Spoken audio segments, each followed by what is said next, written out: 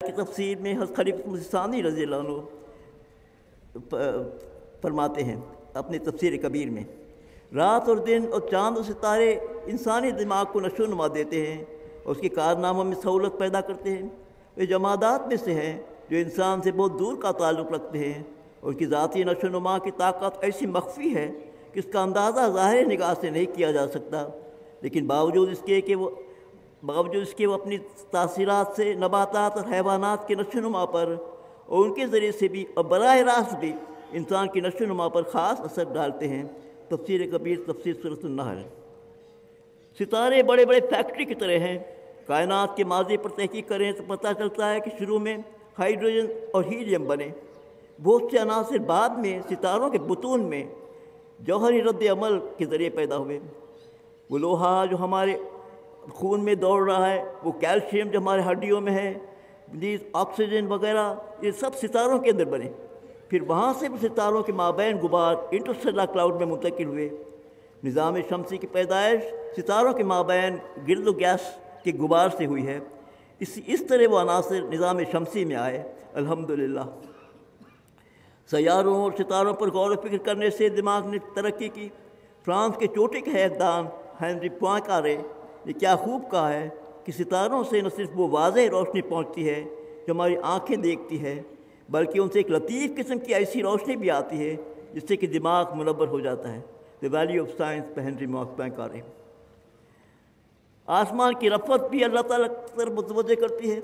جب نظام شمسی سے باہر دوسرے ستاروں پر نظر ڈالتے ہیں تو اتنی دور ہے کہ کلومیٹر میں فاصلوں کو نہیں ناپا جاتا۔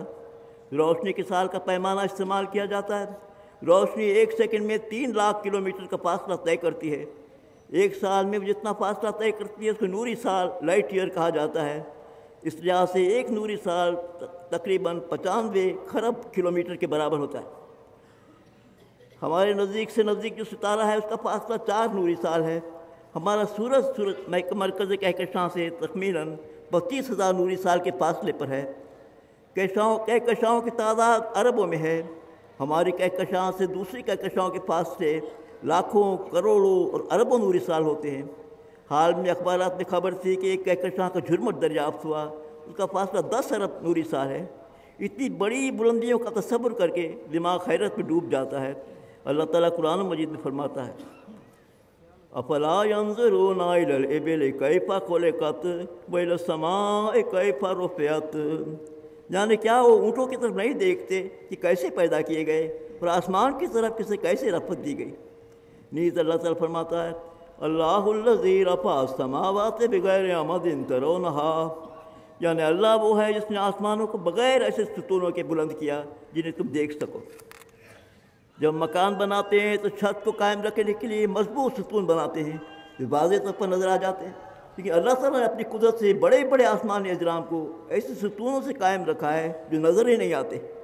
گریوٹی یعنی کشش ثقل ایک عجیب و غریب قوت ہے جو نظر نہیں آتی، لیکن اس کی وجہ سے چاند زمین کو چھوڑ کر چلا نہیں جاتا، زمین سورج کو چھوڑ کر چلی نہیں جاتی، سورج نظام کہکشاں کو چھوڑ کر چلے نہیں جاتا، ہماری کہکشاں اپنی کہکشاں کے جھرمٹ کو چھوڑ کر چلے نہیں جاتی۔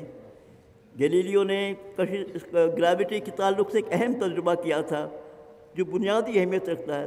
انہوں نے اٹلی کے ٹاور آف پیزا سے مختلف چیزوں کو پھینکا اور یہ معلوم کیا کہ ان کو نیچے گرنے کے لیے کتنا وقت لگتا ہے۔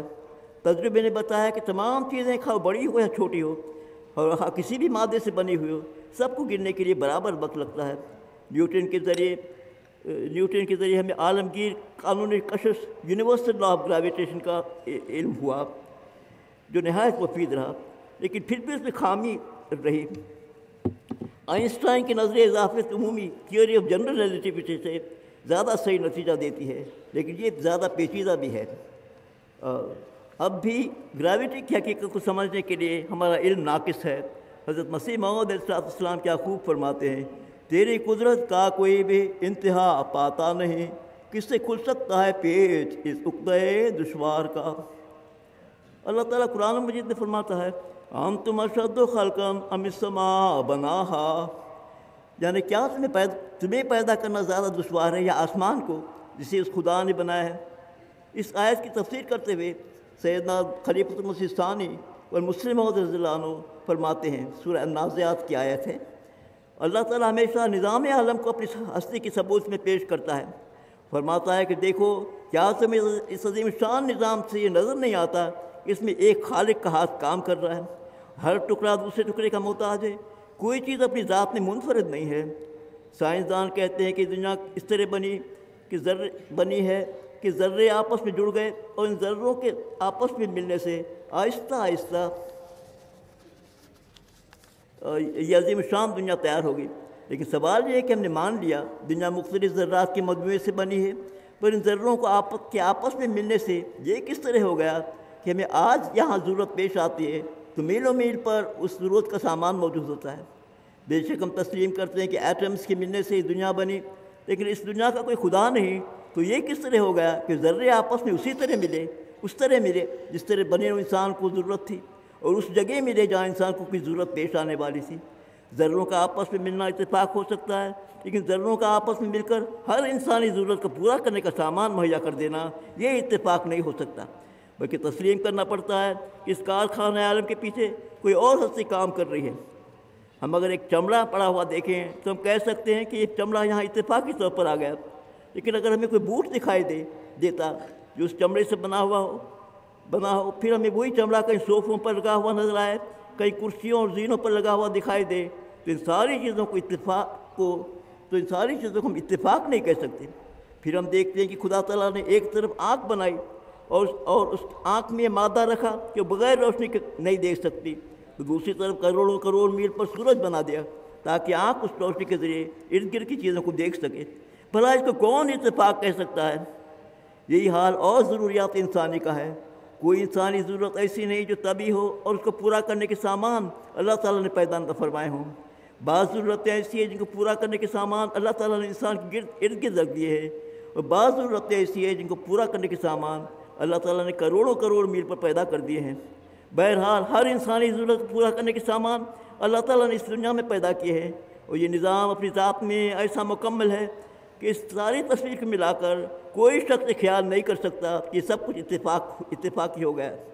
بس فرماتا ہے تم اس نظام سماوی اور ارضی کو دیکھو جو خلق میں تمہاری اپنی پیدائش سے بھی زیادہ مشکل ہے۔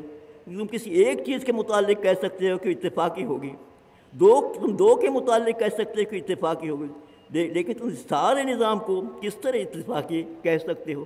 بالآخر صاحبزادہ مرزا بشیر احمد صاحب رضی اللہ عنہ کے گراں قدر تصنیف ہمارا خدا میں سے ایک اقتباس پیش کرتا ہوں جس میں آپ نے کائنات خلق اور نظام عالم کی دلیل پر آپ نے تحریر فرمایا ہے۔ حضرت صاحبزادہ صاحب رضی اللہ عنہ فرماتے ہیں، حق یہی ہے کہ اور یہی رہے گا کہ یہ دنیا میں اپنے